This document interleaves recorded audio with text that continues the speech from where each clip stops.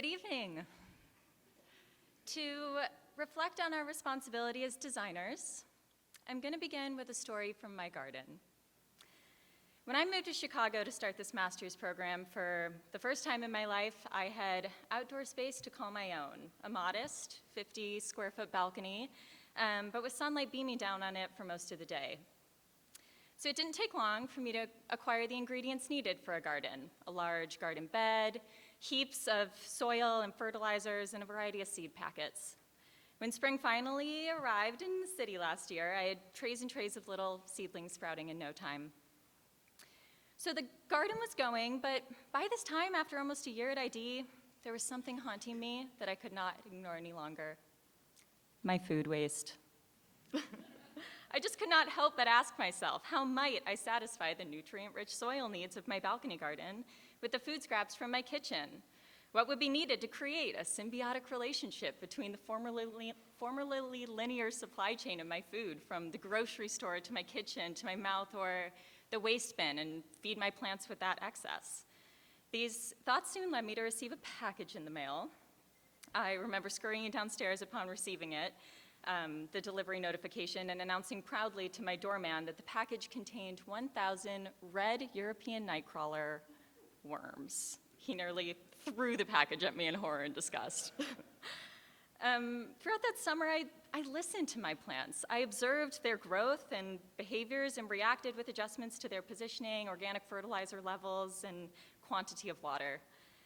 My partner and I liberally picked the dill, parsley, mint, basil, and rosemary herbs, but noticed that the fruiting plants were still not producing by the time the first chilly winds of September swept through the city. We were sitting on the balcony one morning enjoying breakfast when, mid-conversation, I interrupted him with a sharp, "Shh, there's a bee." A bee had found my 1 5-square-foot garden bed on the 11th story of an apartment in downtown Chicago. But to our delight, it danced around the plants a few times, and the next week we started to see the fruits of its labor. So once my seedlings had begun to take root, my partner started to notice my new hobby, and coming from a chemistry background, saw an opportunity to poach a variety of the seedlings for a hydroponic experiment that he'd set up next to my soil-based garden, now his control group. After he got the cascading, slow-running waterfall working through his PVC pipes, pumped with cycling water from a reservoir that he monitored the nitrogen and phosphorus levels of, the results of the experiment were soon clear that for a quarter of the effort to maintain, he could produce 10x the yield that the soil garden could. And I see some of your faces, and you might be thinking, that's some steep competition. But those metrics surely do indicate success and potential for profit with such a large difference in efficiency between the two gardens. But the goal of my soil-based garden was never to optimize yields. It wasn't really about yield at all. It was about experimentation, prototyping, listening, and iterating, getting my hands dirty to learn about the needs of my plants, and thinking in systems about the potential to repurpose food waste with the help of worms. But which of these approaches to gardening is better? Which one might be right to choose to scale up or invest in for our future? If we care about climate change and feeding the world, surely the semi-automated, more efficient hydroponic system. Let's imagine a world where hydroponic systems are the new norm. They've popped up in controlled environment agricultural facilities like greenhouses all over the world. And AI advancement has alleviated the need to pay for human labor to manage the pH and nutrient levels in the water that's cycling through these closed-loop facilities, so profits are high, universal access to healthy food options are high, and the use of artificial pollinators is standard because bees are endangered. We've solved global food insecurity, but at what expense? I've recently been inspired by the way that Max Tegmark, a leading AI researcher, is asking this question. At what expense are we adopting new technologies into our lives? He recently compared large language models like ChatGPT to the concept of Malak. Malak is essentially when some force or monster pits people or companies against each other in a race to the bottom where everyone ends up losing.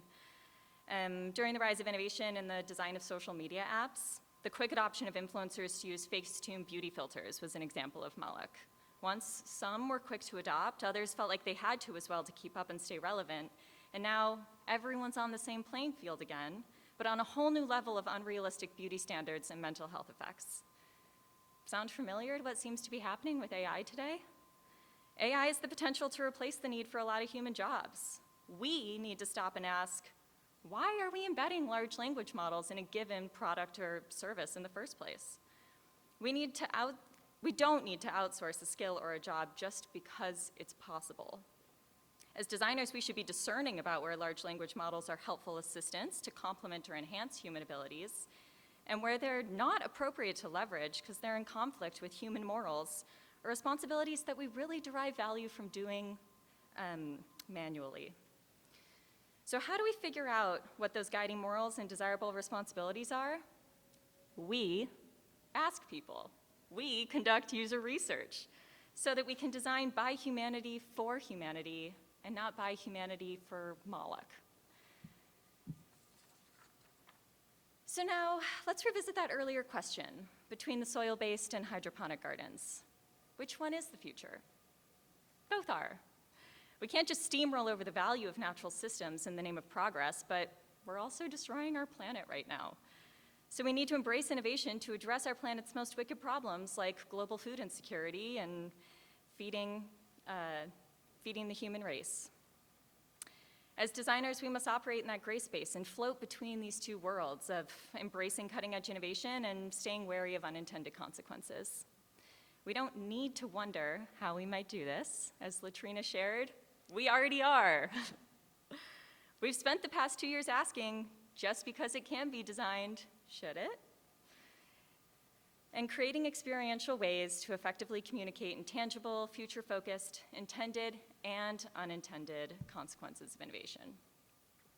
In a moment, we'll look behind those curtains up there and reveal the gallery of work behind it, showcasing provocations like board games that can help stakeholders plan for a future where there are clear pros and cons to embracing trends in wearable tech and 24/7 biometric data tracking, or projects that target behavioral design and infrastructural opportunities for protein sources like clams or insects to feed future generations.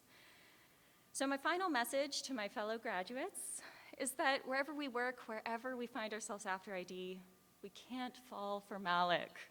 We can't race forward in the name of progress or profit without noticing the bee or thinking of the worms.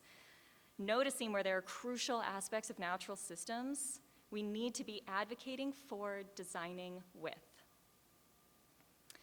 After the ceremony, Latrina and I would love to invite graduates to help yourselves to a plant cutting at a table to the right on the top of the stairs from either my or Latrina's garden, and their root systems have been growing throughout our time here.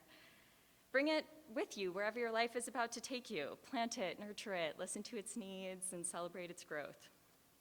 Let it stand as a daily reminder on your desk that just as we have a responsibility to listen to the needs of these plants, we too must advocate for all living beings in our careers as designers. Thank you to everyone here and online. Congratulations, ID class of 2023. We are the future of design, and I can't wait to see what we grow. Thank you.